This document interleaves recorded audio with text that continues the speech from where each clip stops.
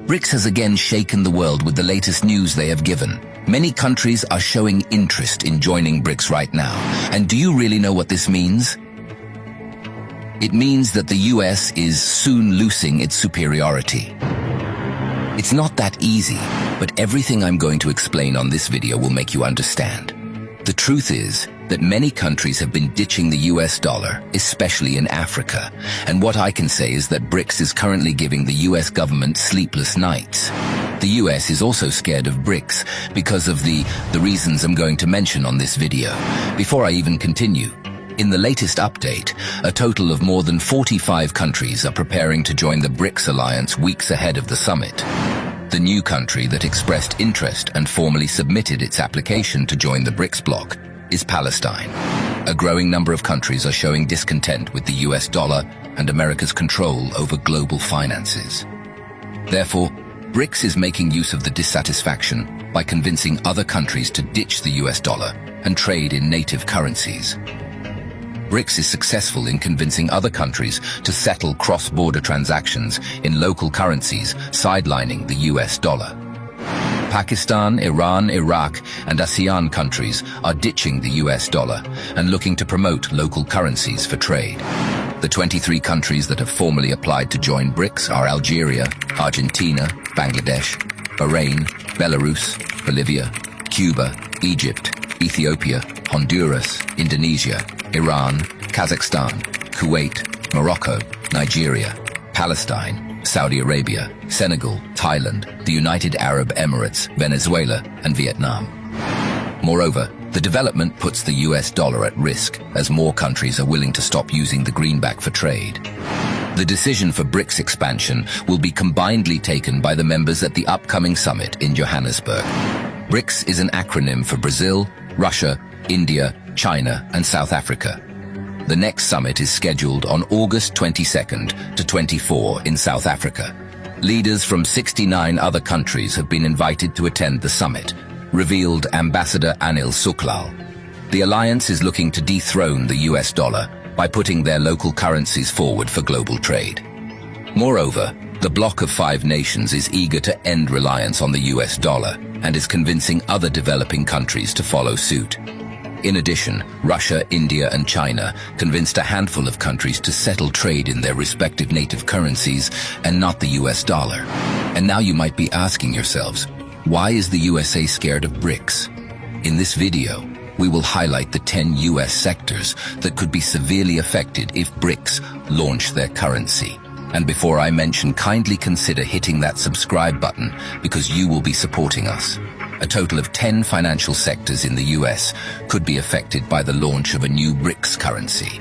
They include banking, trade, and tourism, among others. The US financial sectors that could be impacted by the formation of the new Brics currency are global financial system, international trade and investment, energy and commodity markets, banking and finance, travel and tourism, capital markets, consumer goods and retail, government and policy, technology, and fintech, production and consumption.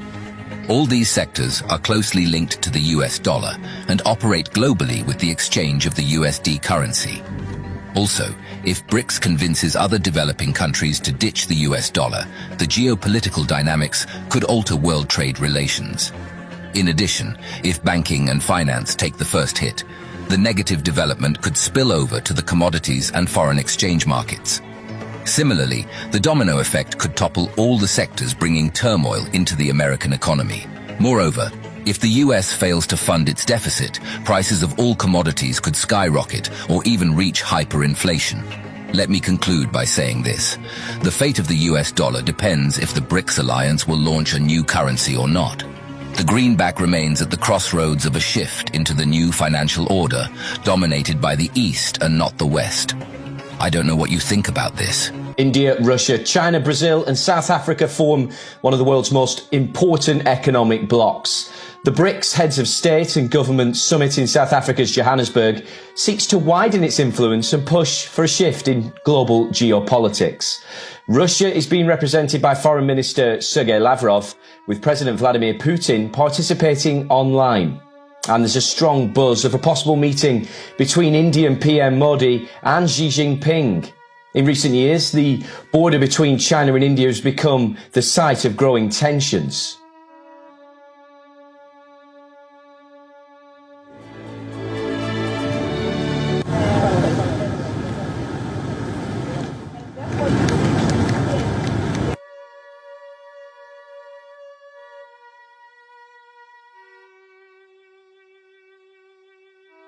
Chinese aggression has sparked clashes along the mostly rugged mountainous border known as the Line of Actual Control. Amid Xi Jinping's irrational territorial ambitions, both sides have been increasingly militarized in their border policies and show no indication of backing down. The situation on the border remains tense due to China's violation of norms. Beijing and New Delhi are hardening their positions on either side of the Line of Actual Control. India's firm. Peace and tranquility in border areas is essential. New Delhi says it's fully prepared and committed to protecting sovereignty and dignity. India's National Security Advisor, Ajit Doval, is accompanying the Prime Minister Modi on the South Africa visit. Putin decided against attending in person as he is the target of an international criminal court arrest warrant that South Africa is, in theory, bound to enforce. Brics was founded as an informal club in 2009 to provide a platform for its members to challenge a world order dominated by the US and its Western allies. Its creation was initiated by Russia.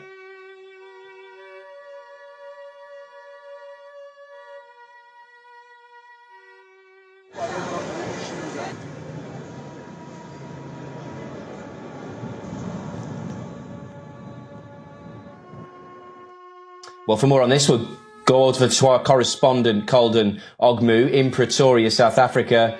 Calden, good to see you. You're outside the Union building in Pretoria. The Chinese President Xi is going to be meeting South African President Ramaphosa. What's expected for that meeting?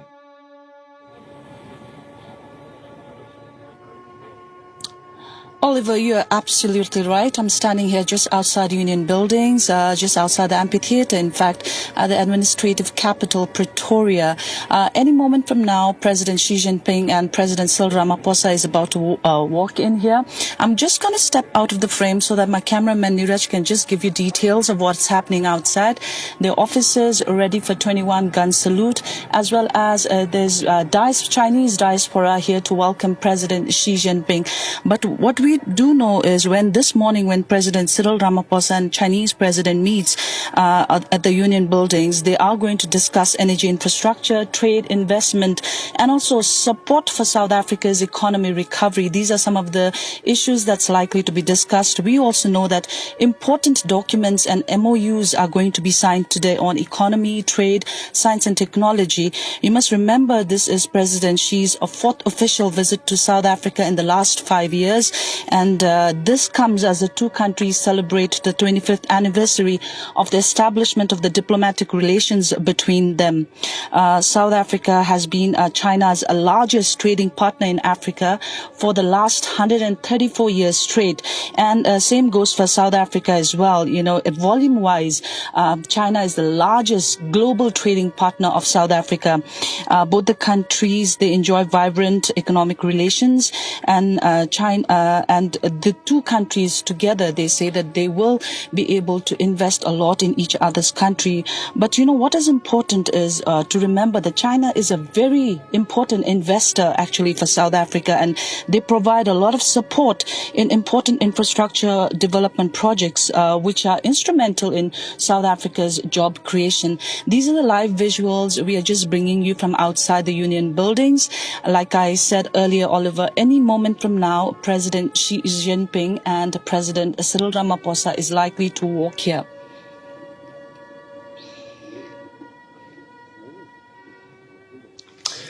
There are indications that she could also meet India's PM Modi on the sidelines of the summit. What are you picking up on that story? So definitely that's another meeting that everybody has the eyes and ears open for. President Narendra Modi is on his way to South Africa. He hasn't landed as yet, and we haven't gotten any confirmation as yet from the Indian side on whether or not there will be bilateral meetings between the two countries.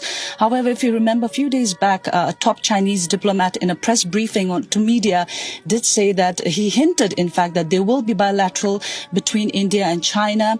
And if you remember going back to July when there was a NSA meeting, India's Doval actually spoke to WION exclusively, stating that, Chinese and India are working on the diplomatic relations. They're also working to resolve all the border issues. They're expediting the manners in which they are going to, they're trying to resolve this border issue as well. So we're just waiting as the time goes by. I think we will get a confirmation from India's side as well. Like I said, the Chinese have confirmed that they would love to have a bilateral meeting with Prime Minister Narendra Modi. But it's only if, there'll be a meeting. But if there is one, it's going to be a very big deal. Calden, just stay with us for a second. We're now going to go to our other correspondent, Alison Lagrange, joining us live from Sandton, South Africa, to get us more on this developing story. Tell us about the mood on the ground where Modi's about to address the Indian diaspora. Absolutely, Oliver. Yes, I'm standing in Sandton in Johannesburg, South Africa, just in front of the Sandton Sun Hotel, where any minute Prime Minister Modi is expected to arrive. He will be coming here to address the members of the Indian diaspora. Now, everyone is very excited. There is a very strong sentiment around Prime Minister Modi here. People have traveled from India. They have traveled from every corner of the country and from neighboring countries as well, all to see Prime Minister Modi. Now, there is a lot of opportunity between the two countries. I have spoken with a few of the guests, members of the Indian diaspora, and a senior member of the Indian consulate from Durban. They are all very eager to hear what Prime Minister Modi has to say. Some people dressed in Indian attire, a lot of excitement here on the ground.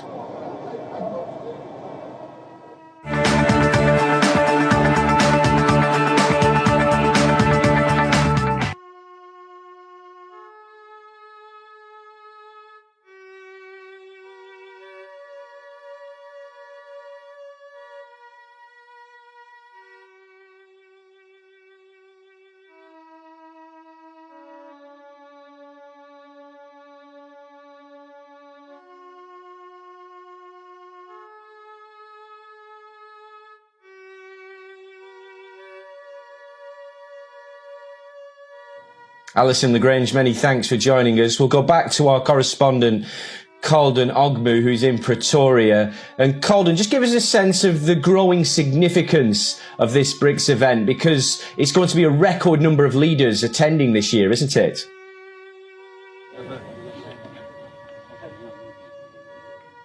Yes, so far the confirmation we have got is the 46 heads of state, including 30 from the African countries. There are some from the Caribbean. There are some from Asia, South America as well. So this is one of the largest Brics gathering. South Africa has invited these African leaders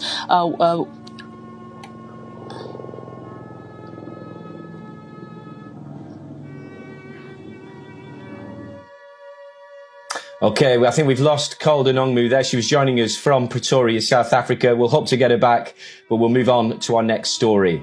The BRICS summit comes as the bloc seeks geopolitical significance. Brazil, Russia, India, China and South Africa will discuss club expansion during their annual meeting in Johannesburg, currently underway. But in over 2 decades, the BRICS bloc has nothing really substantial to show for. The bloc held its first summit in 2008, with Brazil, India and China the first members. All 4 countries initially performed well. South Africa joined in 2011. In the first decade, China's economy grew by 176%, India's 110%, Russia's 60%, Brazil's 47%, and South Africa's 41%. Russia, Brazil and South Africa have struggled economically ever since. They increased output by 13%, 7% and 12% respectively from 2010 to 2022.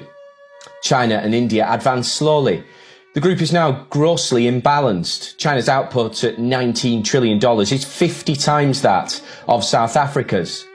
Undeterred, the BRICS are now talking about adding new letters. Developing countries are understandably resentful that rich countries haven't addressed their needs. But the Global South won't get much from a club whose leading members are China, which is throwing its weight around in the region, and Russia, a near pariah state. Despite annual meetings, the BRICS have accomplished little so far. The 2015 New Development Bank was a multilateral lender, but its history is it approved only $33 billion in projects. In comparison, the World Bank committed $104 billion in 2022 alone. The question that needs to be answered is, would expansion make it worthwhile and contribute more to the bloc's ambitions for geopolitical and economic significance? Another theory floating around is that the Global South Club offers membership to neutral countries whose economic output is bigger than South Africa's $400 billion. Then Mexico, Indonesia, Argentina, Thailand, Nigeria, Vietnam, Malaysia, the Philippines and Bangladesh could join. 6 of them are G20 big economies. The 12 letters wouldn't fit into a catchy acronym, but the new club would have a greater chance than the BRICS of finding a function in creating a new world order.